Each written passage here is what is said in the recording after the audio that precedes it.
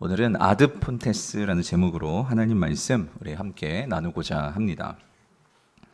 사랑하는 성도님들, 이제 무술년 2018년 새해가 시작된 지도 여러분 벌써 일주일이 여러분 지났습니다.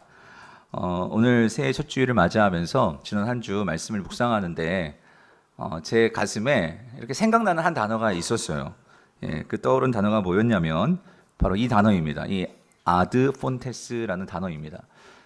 이 단어는 본래 이 라틴어입니다. 뜻은 여러분 아마 한 번쯤 다 들어보셨을 거예요. 이 근원으로 돌아가자, 본질로 돌아가자, 원천으로 돌아가자, 그런 의미입니다. 그런데 이 단어는요, 특별히 이 종교 개혁자들이 종교 개혁을 단행하면서 그들이 내세웠던 구호이기도 합니다. 그래서 그들이 이제 외쳤던, 종교 개혁자들이 외쳤던 이 아드 폰테스는요, 뭐로 돌아가자는 걸까요? 이 성경으로 돌아가자라는 것이었습니다. 저희가 작년에 우리 종교개혁 500주년 우리 기념 특강을 들어서 다 아시겠지만 중세 교회는요 너무나 타락했죠. 그리고 너무나 변질되었습니다. 왜 그러냐면 이 교회가 성경이 점점 교회에서 그 성경과 멀어지면서 교회는 신앙이 미신처럼 변질되어 버렸고, 또 성경이 말하는 것과는 너무나 다른 모습으로 교회가 이 물질과 또 이 권력이 우상으로 점철되면서 교회는 타락해 갔습니다.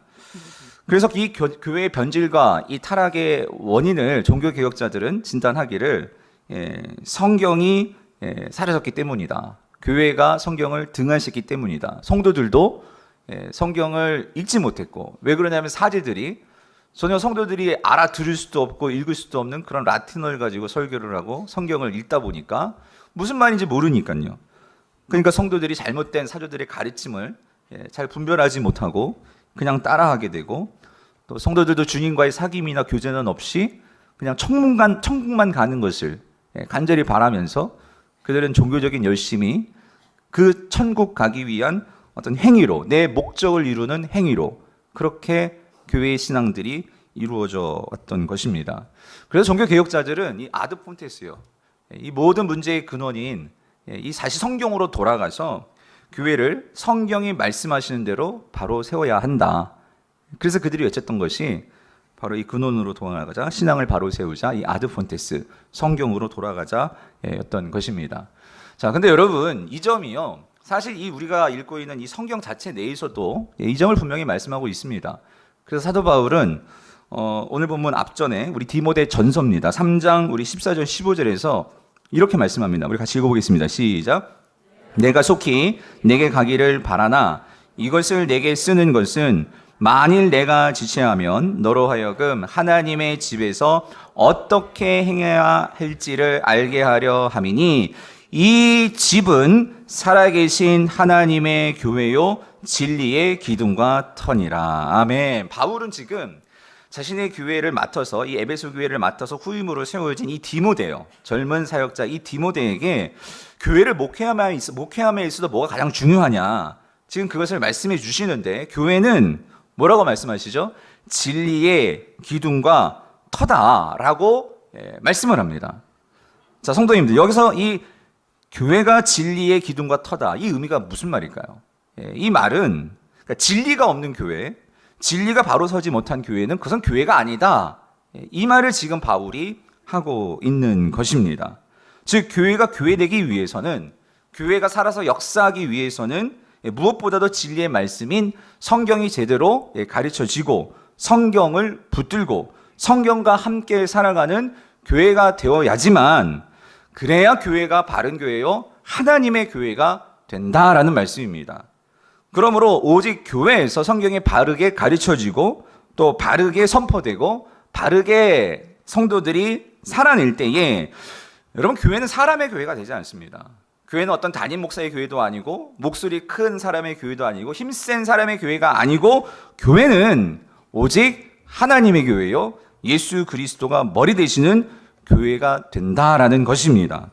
그러므로 교회를 세우는 가장 중요한 척도는 뭘까요? 그 기준은 뭘까요? 그것은 교회의 전통도 아니고 교회의 어떤 형식도 아니고, 그것은 바로 말씀이라는 것입니다. 여러분 사진 한번 보실래요? 여러분 이게 빈필하모니 오케스트라입니다. 이 빈필하모니 오케스트라가 세계적인 오케스트라죠. 근데 이 신년마다 이 오케스트라가 신년 음악회를 해요. 그래서 이 음악회가 아주 유명한데요. 올해도 했습니다. 그래서 90여 개 나라로 생중계가 될 정도로, 그래서 5천만 이상의 사람들이 그것을 보게 되는 아주 인기 있는 세계적인 오케스트라인데요. 이 오케스트라의 특징이 있습니다. 이 오케스트라는 상임 지휘자가 없어요. 그러니까 무슨 말이냐면 교회를 다니면 담임 목사가 없는 거예요. 그럼 어떻게 오케스트라가 유지되느냐? 이 오케스트라는요, 그때마다 유명한 이 지휘자들을 초빙을 합니다. 그래서 초빙을 해서 지휘를 하는데 그만큼 단원들의 실력이 뛰어난 거예요. 자부심도 강하고 자존심도 강하고, 그래서 항상 신년음악회는 음악계에서는 누가 이 오케스트라를 지휘하느냐가 큰 이슈인데, 올해는 누가 지휘를 했냐면 그 시카고 필하모닉 오케스트라 이 리카르도 무티라는 이분도 아주 거장입니다. 이분이 지휘를 하셨어요. 지휘를 하셨는데, 근데 성도님들, 아무리 뛰어난 지휘자가 이 오케스트라를 지휘를 하고, 그리고 뛰어난 단원들이 연주를 한다 할지라도 오케스트라는요, 어떤 교향곡이든 어떤 음악을 연주하려면 반드시 이것을 해야 됩니다. 이게 뭘까요?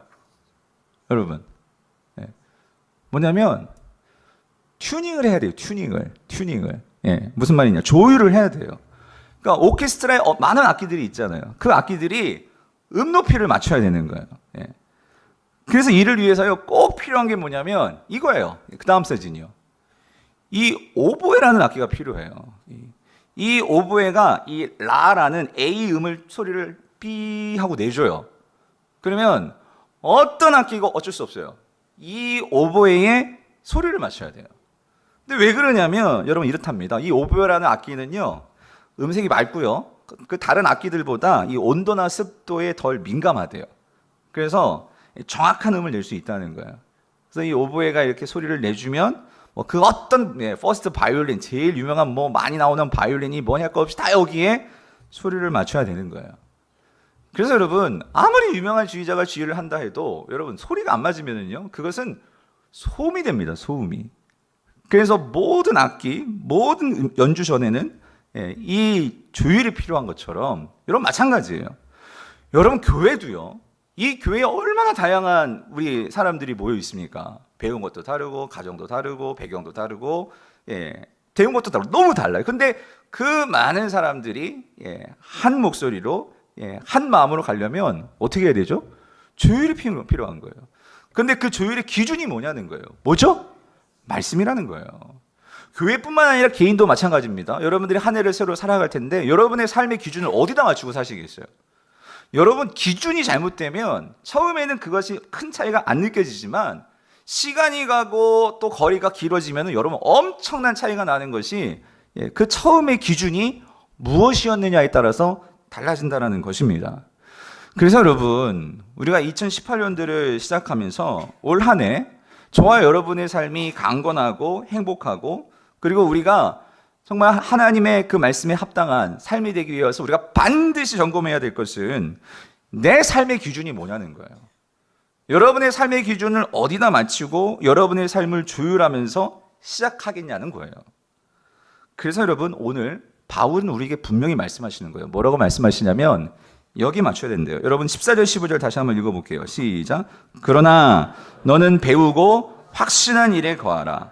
너는 내가 누구에게서 배운 것을 알며 또 어려서부터 성경을 알았나니 성경은 능히 너로 하여금 그리스도 예수 안에 있는 믿음으로 말미암아 구원에 이르는 지혜가 있게 하느니라요. 아멘. 사랑하는 성도님들, 오늘 바울은 이렇게 말합니다. 우리가 뭐에 맞춰야 되느냐?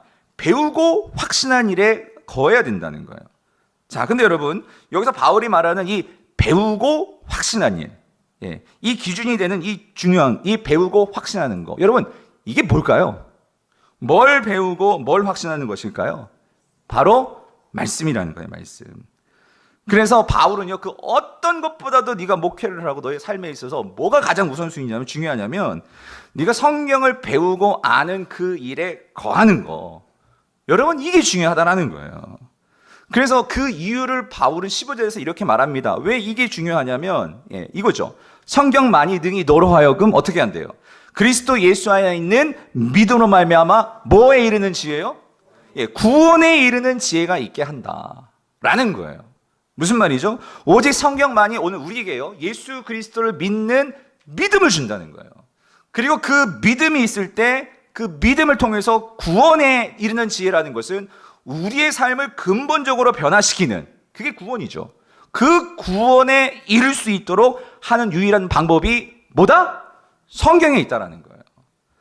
그러므로 여러분, 바울은요, 근데 구원에 이른 지혜가 조금 추상적이죠. 그래서 한 번 더 구체적으로 이렇게 설명을 해요.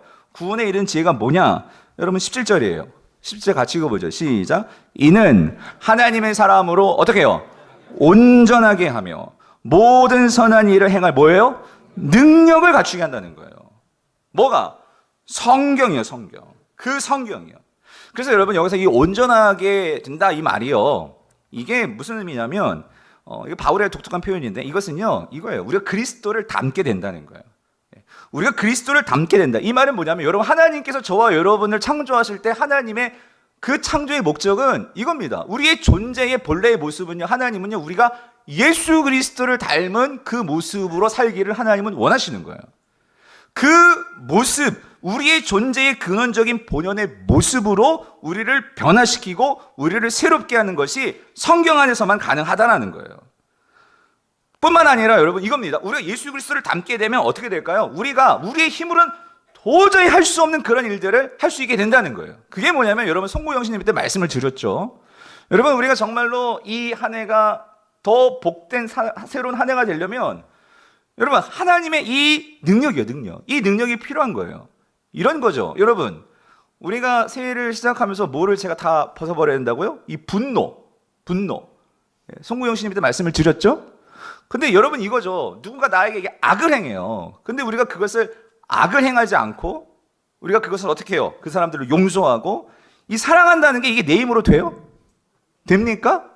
잘 안 되잖아요. 모든 일을 행한 능력이요, 능력. 이것은 뭐라는 거죠? 오늘 이것은 우리가 예수 그리스도를 닮을 때에만 우리에게 나타날 수 있는 능력이라는 거예요. 우리가 어떻게 더 사랑하며 살 수 있을까? 이러한 능력이 어디로부터 오는가? 바울은 분명히 말하는 거예요. 어디요? 오직 뭐예요? 성경이에요, 성경. 성경을 통해서 우리가 이것을 얻게 된다는 거예요. 자, 그렇다면 더 중요한 질문은 이거죠. 그러면 성경을 어떻게 해야지 우리가 이러한 구원에 이르는 지혜, 모든 것을 행할 수 있는 능력, 이것을 얻게 되는 것일까요? 여러분 우리가 그냥 성경을 이렇게 가지고 다니고 가슴속에 막 이렇게 사랑합니다 가지고 이렇게 품고 다니고 그런다고 우리에게 막 그런 능력이 생기고 여러분 구원에 이르는 지혜가 생기는 것일까요? 생기나요? 잘 모르시겠어요? 그래서 오늘 바울이 얘기를 하는 거예요. 어떻게 해야 되냐면 여러분 14절이에요. 14절. 뭐라고요? 너는 배우고 확신한 일에 뭐하라? 거하라예요. 거하라. 여러분 오늘 이 동사를 머릿속에 잘 새겨놓고 가세요. 이 거하라라는 이 동사, 이 헬라어로 이게 메노라는 동사인데요. 여러분 이건 뭐냐면은요, 이것은 계속해서 머무르는 거예요. 즉 메노는요 그 거주하는 거예요. 자, 여러분 이 거주한다라는 이 의미, 다시 말하면요, 그러니까 그 안에 존재하는 대상이 그냥 단지 물리적으로만 있는 게 아니에요. 반드시 그것은 관계를 맺으면서 있어야 된다는 거예요. 여러분 이겁니다. 여러분 바울이 여기에서요, 너는 배우고 확신한 일에 있으라 하지 않았어요. 그렇죠?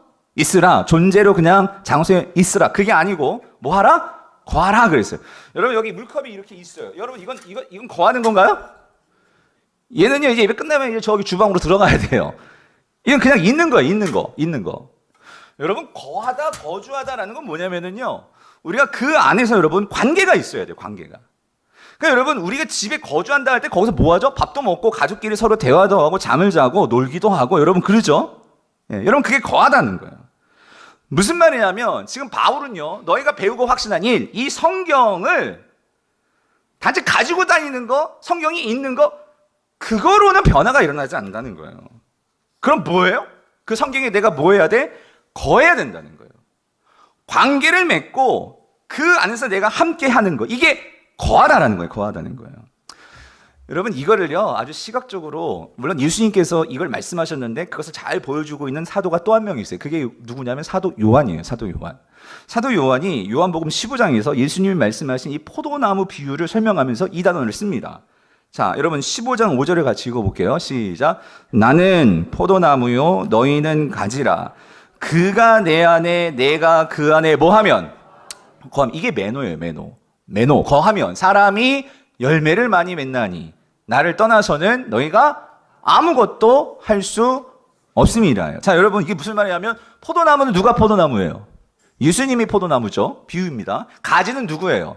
오늘 저와 여러분들이에요. 근데 여러분, 그 가지가 열매를 맺으려면 포도나무에 어떻게 돼 있어야 돼? 딱 달라붙어 있어야 돼. 그렇죠? 근데 붙어만 있는다고 열매를 맺어요? 아니죠. 그 나무 둥치로부터 뿌리로부터 오는 뭐를 받아야 돼? 양분을 받고, 그리고 또 이 가지는요, 잎사귀가 있잖아요. 태양으로 그 빛을 받아가지고 또 그 나무에 또 뭐예요? 그런 광합성 작용한 것을 또 주고받고 하는 뭐가 있어야 돼요? 이 관계가 있어야 된단 말이에요. 그럴 때 그 가지에서 뭐가 생겨나요? 열매가 생겨난다고, 열매. 그래서 여러분, 성경에서 열매는 여러 가지 의미가 있는데 바울과 요한의 이러한 성경적인 관점에서 보면 이 열매는요, 예수 그리스도 안에서 우리 안에 관계를 통해서 생겨나는 열매는 뭐냐면요, 성령의 열매입니다. 그 성령의 열매가 뭐예요? 사랑과 희락과 화평과 오래 참음과 자비와 양선과 충성과 온유와 절제, 이런 것들이 뭐예요? 예수 그리스도와 우리가 관계를 맺을 때 내 안에서 생겨나는 인격의 열매죠. 이 열매들이 생겨난다는 거죠. 즉 내가 예수 그리스도와 관계를 할 때, 그 예수 그리스도의 말씀과 내가 관계를 맺고 내가 그것과 함께 할 때 내 안에서 생각이 바뀌게 되고, 생각이 바뀌면서 내 삶의 인격이 바뀌면서 나의 행동이 바뀌게 되면서 이러한 열매들이 계속해서 생겨나게 되고 내가 변화가 된다는 거죠. 그래서 여러분 7절이에요. 7절 읽어보세요. 뭐라고 말씀합니까? 너희가 내 안에 거하고 내 말이 너희 안에 거하면 무엇이든지 원하는 대로 구하라. 그리하면 이루리라요. 너희가 내 안에, 예수 그리스도죠. 내 안에 거하는데 이게 구체적으로 뭐에 관하는 걸까요? 내 말이요. 뭐에 관하는 거예요? 내 말씀이요. 이 말씀에 거하는 거예요. 그러면 너희들이 무엇이든지 원하는 대로 구하라 그러면 이루리라. 근데 여러분 잘 이해하세요. 성경은요, 우리가 문맥에서 봐야 돼. 무엇이든지 원하는 대로 구하라 그랬더니 이게 무슨 하나님 나에게 자동차를 주세요. 하나님 나에게 뭐 아파트 40평짜리 아파트를 주세요. 그걸 준다는 게 아니고 여기서 무엇이든지 원하는 대로 구하라. 이건 뭘까요? 열매입니다. 열매. 어떤 예수 그리스도 안에 있는 그 좋은 그 열매요. 성령의 열매. 그거를 구하라고. 그럼 그것이 어떻게 된다고요? 반드시 생겨나게 된다고. 그래서 8절이 말하잖아요. 그래서 너희들이 그 열매를 많이 맺으면 우리에게 주어진 영광이 있어요. 어떤 영광이 있죠? 내 아버지께서 영광을 받으실 뿐만 아니라 너희들은 누구의 제자가 되리라? 내 제자가 되리라. 여러분, 세상에서도요, 특히 음악 하시는 분들, 미술 하시는 분들, 예술 하시는 분들, 제일 중요한 건 누구에게 사사를 받았느냐예요. 누구 제자라는 거예요. 누구 제자. 예? 여러분, 세상에서도요, 그런 유명한 스승 밑에서 배운 사람들은 인정받고요, 그것이 높아져요. 근데 여러분, 우린 누구 제자가 된다고요? 예수님의 제자가 된다고요. 예? 오늘 저와 여러분들이 그 만왕의 왕 대신 예수 그리스도의 제자가 된다고. 이건 특별한 관계죠. 예? 우리가 정말로 그 말씀 안에 거하고 말씀과 관계를 맺을 때 오늘 우리에게 이러한 영광이 주어진다는 거예요. 이게 뭐냐면 우리가 온전한 자가 된다는 거죠. 예수 그리스도를 닮은 자가 된다는 거죠. 그러므로 성도님들, 오늘 성경이 말하는 거 이겁니다. 오늘 우리가 아드폰테스, 성경으로 돌아간다는 건 뭐냐면요, 그냥 성경을 이렇게 걸어놓고 성경을 뭐 신주단지 무시든지 그게 아니고 우리가 이 성경에 거해야 된다는 거예요. 이 성경에 참여해야 된다는 거예요. 그냥 가지고 다니고 그 정도가 아니고요, 여러분. 이거를 읽고 우리가 이것을 정말로 묵상하고 오늘 이 성경과 내가 관계가 있어야 한다는 거예요. 이게 친밀한 사귐이죠. 그래서 여러분, 요한 1서에서 이 거하다라는 의미를 그는 이렇게 다시 설명을 합니다. 여러분, 요한 1서 1장 1절이에요. 같이 읽어볼게요. 시작. 태초부터 있는 생명의 말씀에 관하여는 우리가 어떻게 해요? 들은 바요, 눈으로 본 바요, 자세히 보고 우리의 손으로 뭐예요? 만진 바로. 여러분, 이 동사들을 잘 보세요. 원래 예수님은 말씀이셨는데 그 말씀이 육신에서 이 땅에 오셨죠. 근데 요한은 그 말씀이신 예수 그리스도를 어떻게 해요? 그분이 말씀하시는 걸 귀로 뭐 했어요? 들었죠. 그리고 그 예수 그리스도를 눈으로 뭐예요? 봤죠. 그리고 그 예수 그리스도가 말씀하신 대로 그게 순종할 때에, 가령 예를 들어서 이런 거예요. 오병이어 기적을 행할 때 예수님이 그 떡을 너희들이 나눠주라고 했죠. 그래서 손으로 이렇게 나눠줄 때에 이 떡이 어떻게 돼요? 불어나는 것을 그가 어떻게 했어요? 체험했죠. 그는 말씀과 이 사귐이 있었단 말이에요. 그래서 이러한 이 사귐이 있었던 그 사도 요한이 이제 그 말씀이 증인이 돼가지고 그가 목회하는 성도들에게 뭐라고 말하면 이렇게 말을 하는 거예요. 3절 뭐라고 말해요? 우리가 보고 들은 바를 이제 누구에게도? 너희에게도 전함은 너희로 우리와 뭐가 있게? 사귐이 있게 하려니. 이 사귐이 뭐냐면 아버지와 그의 아들 예수 그리스도와 더불어 뭐 한다? 누림이라. 이게 거하는 거죠. 너희들은 비록 지금 걸어다니시는 이 육체로서의 예수 그리스도는 보지 못했지만 그 걸어다니신 예수님이 본래 말씀이셨던 것처럼 지금 너에게는 뭐가 주어져요? 말씀이 주어지죠. 근데 그 말씀을 듣고 그리고 그 말씀으로 너희들이 정말로 영적으로 그를 보고 그리고 그 말씀을 가지고 너희들도 손으로 실천하며 살면서 그 예수 그리스도와 사귈 수 있고 그리고 그 예수 그리스도를 누릴 수 있고 이것이 있을 때 너와 우리의 삶 속에 사귐이 있을 뿐만 아니라 우리는 주님 안에서 새로운 변화가 있게 된다라는 말씀이에요. 그러므로 사랑하는 성도님들, 여러분 한번 잘 점검해 보세요. 새해가 시작이 되었어요. 여러분 지난 한 주 동안 주의 말씀과 더불어서 이런 사귐이 있으셨습니까? 여러분 그냥 읽는 거 정도 말고요. 내가 정말로 이 말씀을 통해서 이러한 말씀에 거하고 말씀과 더불어서 내가 사귀는 이런 거함이 있으셨냐고요. 그래서 요한일서 2장 24절에서 이렇게 말씀하시는 거예요. 너희는 처음부터 들은 것을 너희 안에 어떻게 하라? 거하게 하라. 처음부터 들은 것이 너희 안에 거하면 너희가 아들과 아버지 안에 어떻게 된다고요? 거하리라. 그럼 성도님들, 말씀에 내가 제대로 거하잖아요. 그리고 말씀이 내 안에 제대로 거하잖아요. 그럼 반드시 우리는 변화되게 되어 있어요. 우리의 삶이 변화가 된다고요. 왜냐하면 성경이 그것을 약속하고 있기 때문이라는 거예요. 그런데 여러분, 참 안타까운 것은 대부분의 성도들이 이 성경을 읽지 않는다는 거예요. 그러니까 말씀하고 사귐이 없으니 여러분 생각해 보세요. 변화가 있겠습니까? 없죠. 없는 거예요. 그러니까 능력을 맛보지를 못하는 거예요. 근데 여러분, 제가요, 이것보다 더 안타까운 일이 있어요. 그건 뭐냐면요. 또 많은 성도님들이 여러분, 아니 우리 정말 믿어요. 이게 누구 말씀이에요? 하나님의 말씀이죠. 이걸 믿어요. 그래서 이 성경을 어떻게 해요? 읽습니다. 읽죠. 그래서 우리가 그때도 시상했었죠. 저에게 많은 분들이 성경 일독을 했는데 근데 제가 진짜 이상한 게 뭔지 아세요? 너무 신기하고도 마음이 아픈 것은 아니 그렇게 성경을 읽는데도 변하지가 않아요, 삶이. 여러분, 이거 무슨 일이에요, 여러분? 근데 여러분, 이게 왜 그런 줄 아세요? 그래서 이게 너무 가슴이 아픈 거예요. 아니 성경을 읽고 쓰고 공부하고 하는데도 변하지가 않아. 정말 신기해 죽겠어요, 여러분. 이게 왜 그러냐면 여러분, 우리가 성경을 대하는 방식이 잘못되었기 때문이라는 거예요. 성경을 읽는 방법이 잘못됐다는 거예요. 여러분, 제가 음악을 좋아하거든요. 제가 원래 음악 지휘자가 되고 싶은 게 꿈이었어요. 그래서 제가 어렸을 때 피아노를 배웠어요. 피아노를 배웠는데 제가 초등학교 때만 해도 여러분, 그 초등학생이 4시간, 5시간 제가 연습을 했어요. 그때 예고 가고 싶어가지고. 그랬는데요, 나중에 이제 예고를 준비하면서 교회에서 어떤 좋은 선생님을 만나게 됐는데 제가 진짜 너무 힘들었어요. 왜 그러냐면 처음에 피아노를 치는데 이거 잘못 귀를 들여놔가지고 자꾸 어깨에 힘이 들어가는 거예요, 왼쪽에. 이거 안 하려고 해도 이게 자꾸 그렇게 되는 거예요. 무슨 말이냐면 연습을 안 했으면 말을 안 하겠어. 내가 진짜 그렇게 초등학생 때 정말 애들하고 축구도 안 하고 제가 그때 진짜 피아노만 치고 그랬는데도 근데 이게 잘못되니까 맨날 가가지고 선생님한테 혼났어요. 너무 힘든 거예요. 근데 제가 많은 성도님들을 볼 때 이게 안타까운 거예요. 성경을 읽기는 읽는데 잘못 읽어요. 잘못.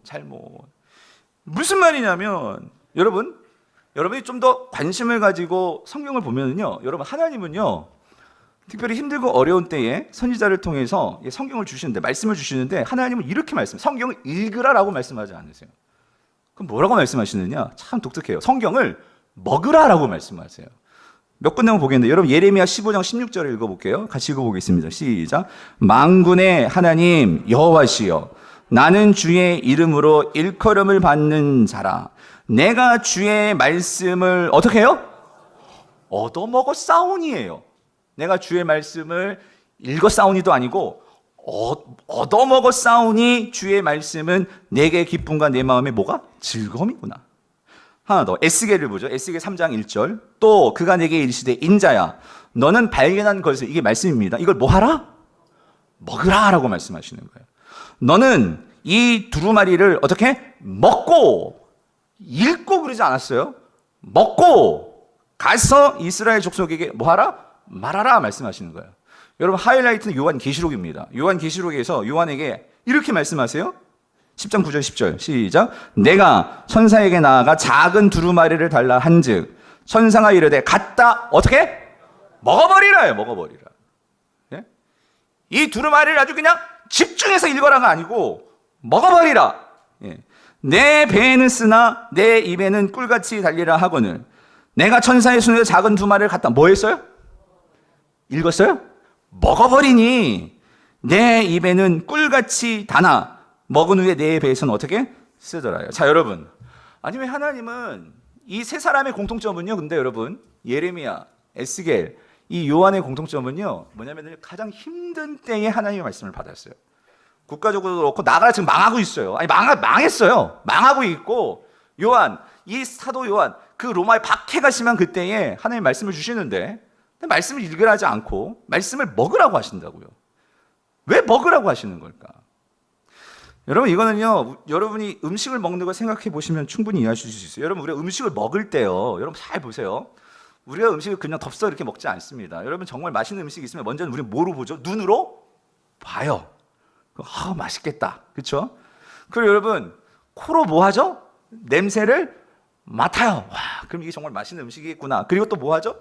혀로 이제 그걸 먹으면서 그 맛을 뭐해요? 느끼죠.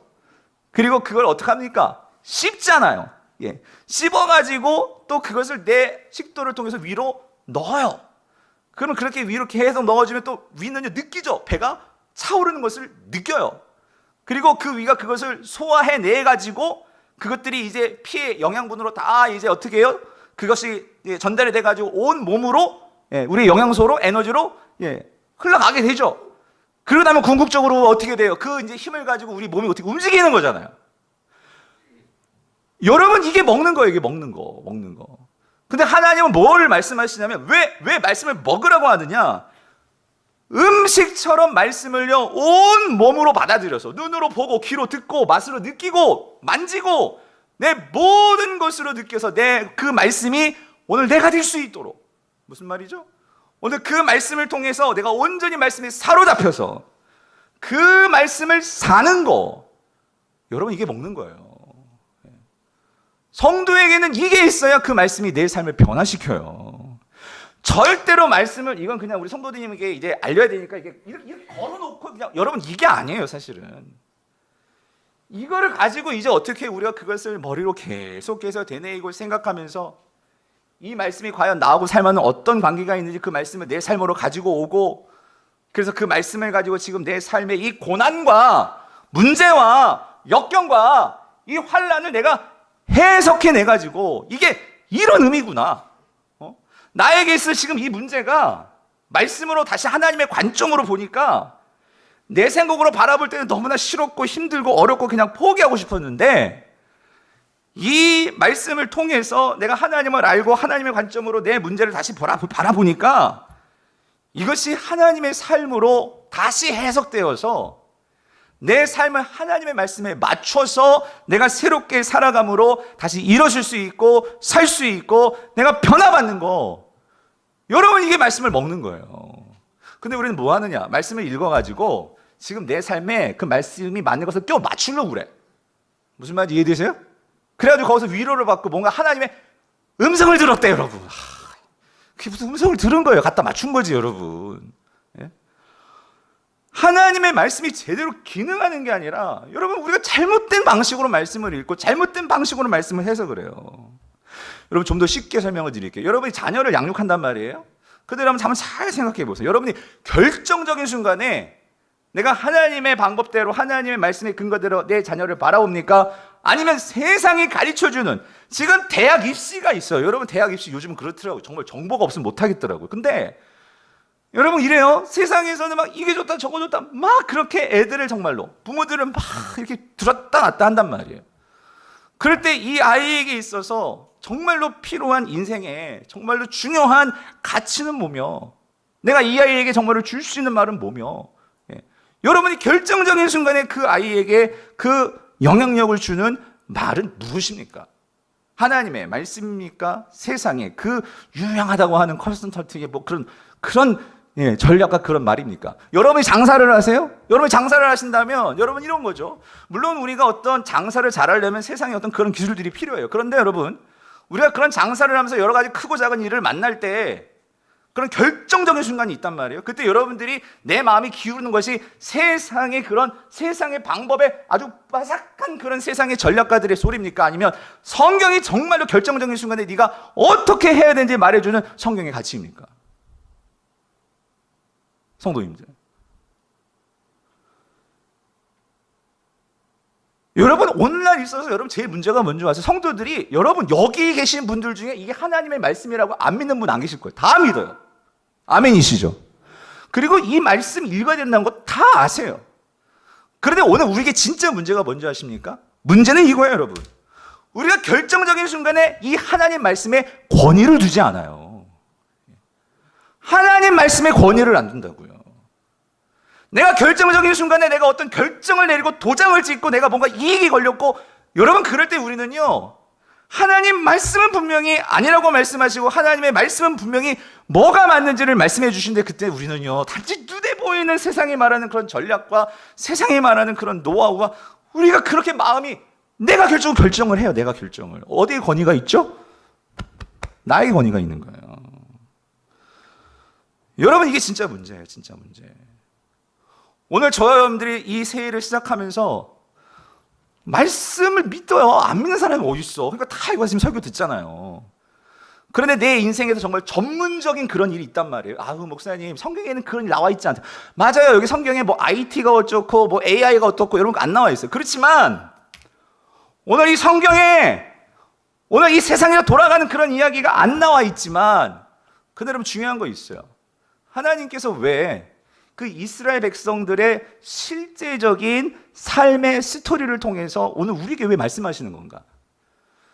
여러분, 그래서 우리가 그 이야기 속에 들어가서요, 그들도 시간과 공간과 문화는 다르지만 똑같이 그들도 정말로 내가 뭘 선택해야 될지, 애굽을 선택해야 될지, 그 가나안 땅을 선택해야 될지, 그런 선택의 기로가 있단 말이에요. 거기에서 하나님의 방법을 따를지 아니면 바로를 따라가지고 내가 비록 종의 신분이지만 고기도 먹고 파도 먹고 양파도 먹고 생선도 먹고 그렇게 살 것인지, 아니면 그렇게 맨날 40년 동안이나 만나와 메추라게 먹고 사는 거예요, 여러분.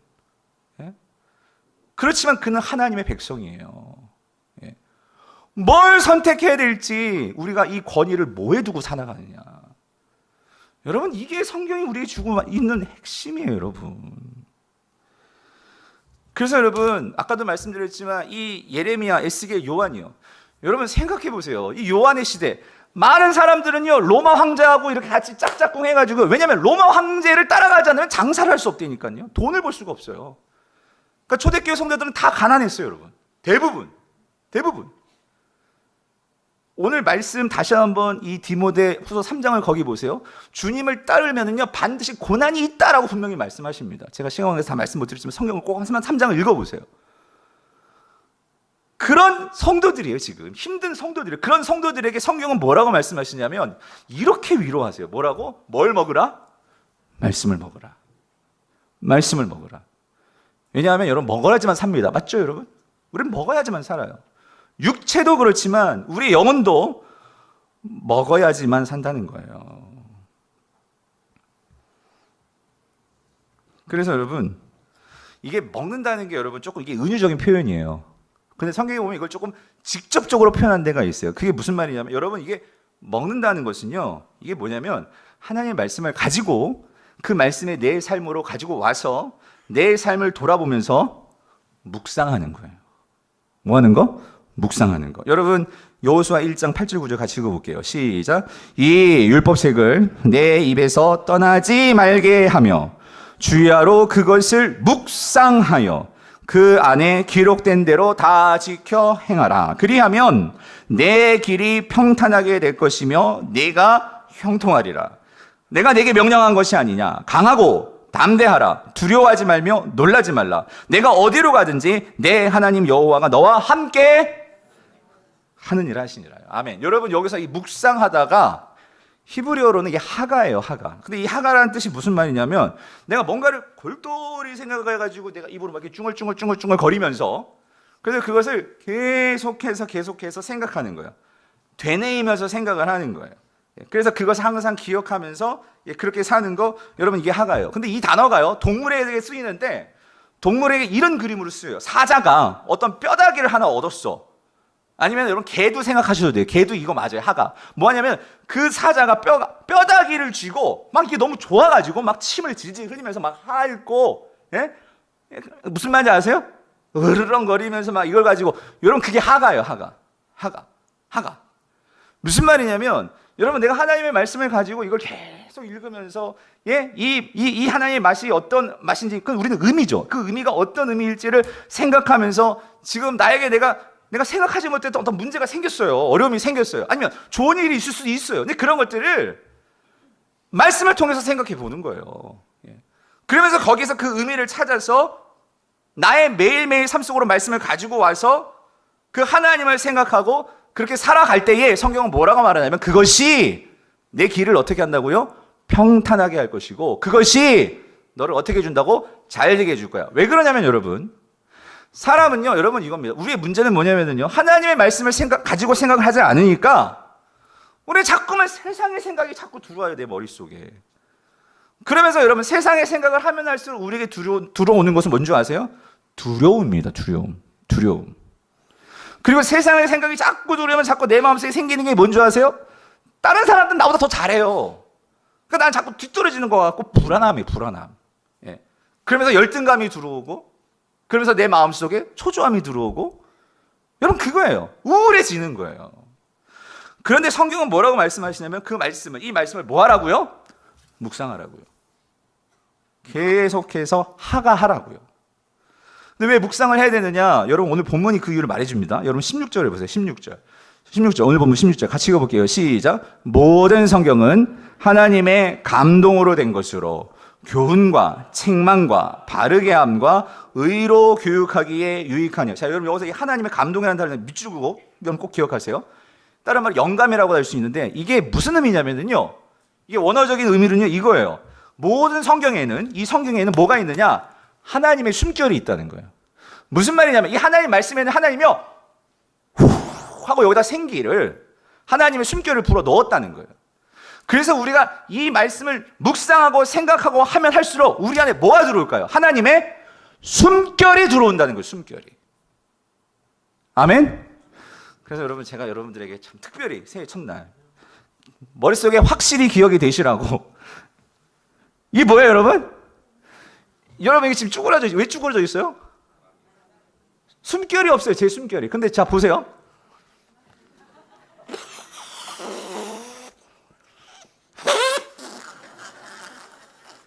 제가 폐가 좀 핥아. 여러분 이게 숨을 불어넣으면 넣을수록 얘는 어떻게 해요? 부풀죠. 부푼다고. 빵빵해진다고. 여러분 우리 삶에 내가 하나님의 말씀은 여기에 하나님의 숨결이 들어있거든요. 이거를 내가 묵상해서 내 안에 뭐가 하나님의 숨결이 들어온단 말이에요. 그러면 내 안에, 내 마음에 하나님의 숨결이 가득 차 있으면 여러분 세상의 것이 들어올 수가 없어요. 세상의 생각과 세상의 소리가 들어오지 않는다고요. 그럴 때 우리 안에서 생기는 게 뭐예요? 담대함이라는 거예요.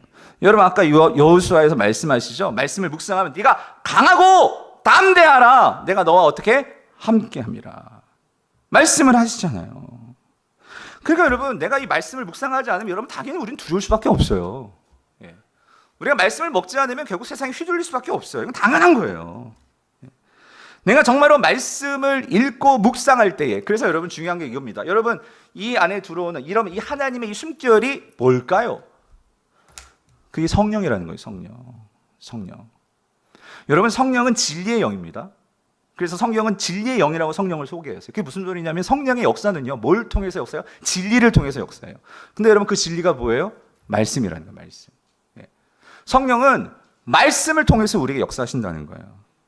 그래서 여러분, 우리가 이 말씀이 없으면 여러분 이렇게 생각하셔도 돼요. 맞아요. 성령의 역사가 없습니다. 성령의 역사가 없어요. 성도님들, 이 말씀 묵상이라는 게 여러분, 제가 목사님 이번 주에 큐티 강의하시니까 또 큐티 강의 오라고 또 이런 설교 하시는구나. 여러분 그렇게 생각하시면 안 돼요. 물론 그것도 있어요. 근데 여러분, 말씀 묵상은 책상에서 하는 큐티, 여러분 그건 큐티도 아니에요. 말씀 묵상은요, 큐티만이 말씀 묵상이 아니에요, 여러분. 지금도 여러분 설교를 듣는 거, 이것도 말씀 묵상이에요. 여러분 지금 설교를 들으시면서 여러분 뭐 하셔야 되는 줄 알아요? 생각하셔야 돼요. 내가 지금 뭐를 놓치고 있고, 뭐를 내가 정말로 하지 못하고 있고, 이거 안 하고 오늘 점심 메뉴가 뭘까? 오늘 1년 전도 했는데, 여러분 그럼 끝나버린 거예요, 여러분. 이 말씀을 들으면서 내가 새해를 정말로 새롭게 살아야 되는데, 내가 정말로 영적으로 놓치고 살아왔던 건 뭐지? 여러분 이걸 생각하셔야 돼요. 여러분 성경 공부 백날 해보십시오. 그 지식만 가지면 여러분 아무 소용없어요. 사람이 교만만 해줘요. 제자 훈련하고 성경 공부하고 여러분 순모임에 왜 모여요? 그 순모임에서 말씀을 같이 나누면서 어떻게 그 말씀을 가지고 살아내는지 그거를 우리가 봐야 돼요. 이 말씀을 가지고 저 집사님은 어떻게 살아가고 있지? 저 집사님은 어떻게 말씀을 생각해서 그것을 적용하며 살지? 이게 나눠줘야 돼요, 이게. 이게 없으면 그 말씀 묵상 아니에요. 제가 이번 화요일에도 강조하겠지만 여러분, 책상에서만 하는 큐티? 여러분 큐티 아닙니다, 그거. 큐티는요, 말씀을 가지고, 그러니까 여러분 우리가 큐티를 하고 제자훈련하고 왜 양육을 받아야 되죠? 말씀의 의미를 제대로 파악하기 위해서요. 그건 제가 도와드리는 거고, 그 다음에 여러분이 해야 되는 것은 내가 여러분의 각자의 개인의 삶을 속속들이 다 몰라요. 그건 성령님이 아시죠. 그러면 그 말씀의 의미를 가지고 여러분의 삶을 돌아보셔야 돼요, 여러분. 그건 여러분이 하셔야 돼요. 생각을 해서 그래서 내가 뭘 뜯어 고쳐야 될지, 하나님 나 이게 안 돼요. 이 죄를 계속 반복하고 있어요. 주님 날 좀 도와주세요. 이건 여러분이 하셔야 돼요. 이게 없으면 여러분 변화 없어요. 여러분 또 똑같이 2017년도하고 똑같은 2018년도 사실 거예요, 여러분. 제가 그게 두려운 거예요, 그게 안타까운 거예요, 그게. 정말 하나님 앞에서 말씀 기도하는 가운데 주님께서 말씀을 주셨어요. 꿈도 있고 교육자 수련회 잘 다녀왔거든요. 근데 이번 한 주 동안 말씀을 묵상하고 원래 이거 갖고 설교하려고 했어요. 9장 35절. 이게 올해 표니까. 근데 하나님이 강하게 제게 자꾸만 이렇게 떠오르게 하는 단어는 아드폰테스였다니까요. 본질로 돌아가야 된다. 여러분 우리 교회가 큐티하는 교회잖아요. 근데 뭐 구호만 큐티지 여러분 진짜 큐티 하십니까? 여러분 말씀 묵상하세요? 교육자들도 그렇고 저도 그렇고 우리 장로님들 권사님들 진짜 말씀 묵상 하십니까? 여러분 이거 해도 되고 안 해도가 아니라 우리의 정말로 인생, 우리 2018년도가 걸려있는 문제란 말이죠. 그래서 여러분 오늘 이 히브리서는요, 아까도 말씀드렸지만 가장 힘들고 어려울 때 초대교회 성도들에게 주신 말씀이 히브리서거든요. 로마의 그 핍박과 토배 막 혀임을 당하고 막 그냥 끓는 물에 막 성도들이 막 들어가고 이런 상황인데, 여러분 히브리서 읽어보세요. 거기서 히브리서에서 뭐 성령이 하나님께서 주시는 말씀의 핵심이 간단해요. 뭔지 아세요? 이거예요. 생각하라요. 여러분 몇 개만 볼게요. 12장 히브리서 12장 3절 같이 읽어볼게요. 시작. 너희가 피곤하여 낙심하지 않기 위하여 죄인들이 이같이 자기에게 거역한 일을 참으신 일을 뭐하라? 생각하라요. 생각하라. 하나 더 3장 1절이요. 같이 읽어볼게요. 시작. 그러므로 함께 하늘의 부르심을 받은 거룩한 형제들아, 우리가 믿는 도리의 사도시며 대제사장이신 예수를 어떻게 생각해요? 깊이 좀 생각해라. 그 돈 하면서 돈만 좀 생각하지 말고, 자녀 하면서 그것만 좀 생각하지 말고 좀 예수를 깊이 좀 생각해봐라. 그럼 여러분 예수를 깊이 생각한다는 의미가 뭘까요? 성경은 친절해요. 여러분 히브리서 3장 14절 이렇게 말씀하세요. 우리가 시작할 때에 확신한 것을, 이게 뭐예요? 말씀이잖아요. 그것을 어떻게 해요? 끝까지 견고히 잡고 있으면, 여러분 이게 생각하는 거예요. 이 말씀을 끝까지 견고히 잡고 있으면, 뭐로 잡아요? 생각으로 잡는 거죠. 그 생각으로 잡고 있으면 우리가 어떻게 된대요? 그리스도와 함께 뭐한 자가 된다고요? 참여한 자가 되리라. 그 영광에 참여한 자가 되리라.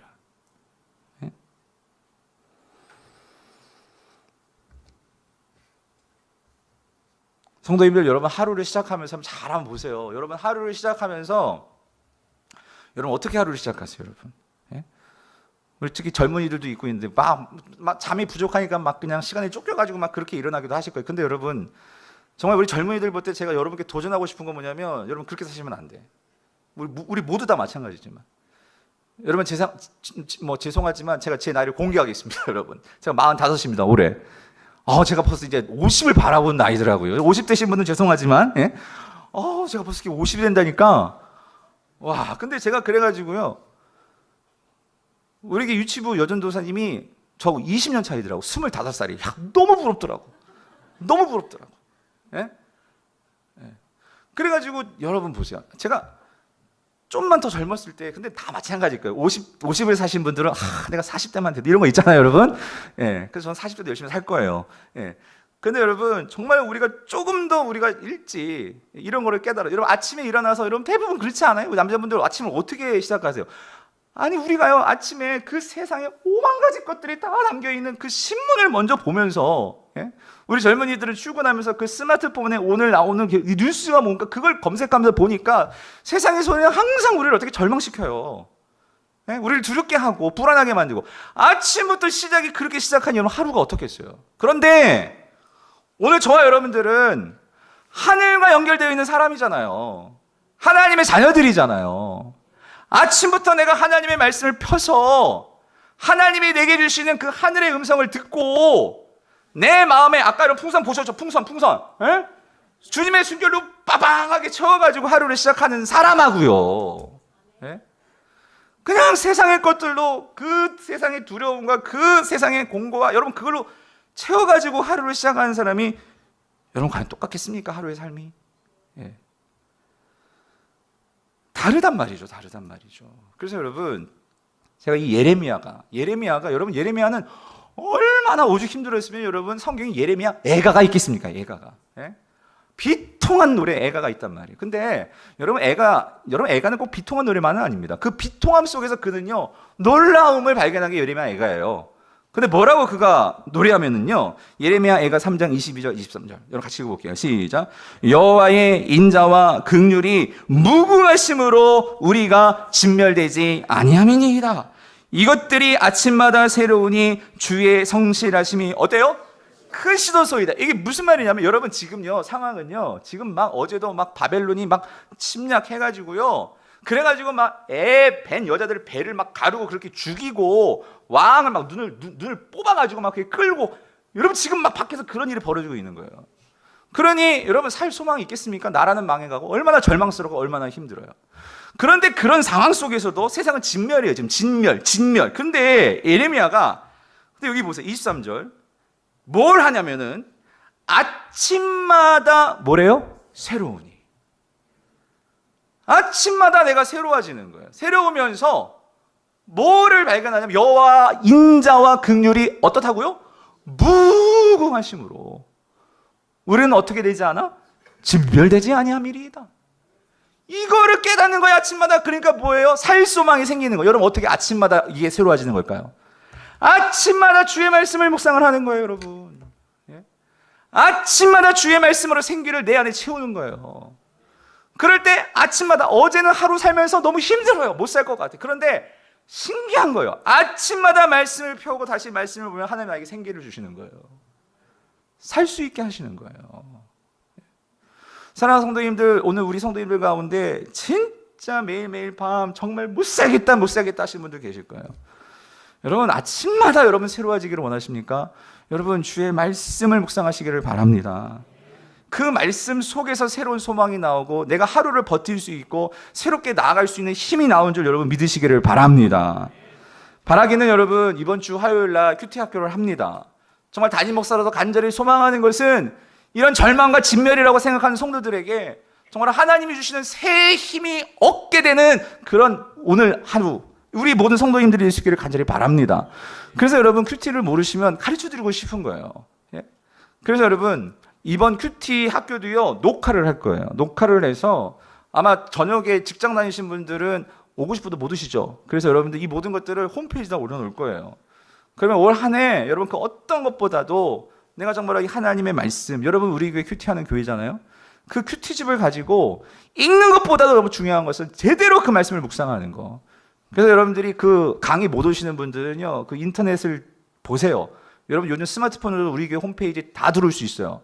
시간만 내시면. 그래서 여러분들이 말씀 묵상하시고, 그래서 정말 이 땅에서 힘들고 어려운 가운데서도 새로운 말씀의 소망을 가지고 생기를 얻어서 우리 모든 성도님들이 새해가 정말로 완전히 새롭게 기경되어지고 변화되어지고 새롭게 살아낼 수 있는 그런 한 해 될 수 있기를 여러분 간절히 바랍니다. 오늘 이 말씀 생각하면서 우리 찬양하고 같이 기도했으면 좋겠어요. 우리 주님 말씀하시면 주님 내가 나아가리다. 정말 주님 뜻이 아니면 주님 내가 멈춰 서겠습니다. 하는 마음으로 우리 찬양하고 기도합시다.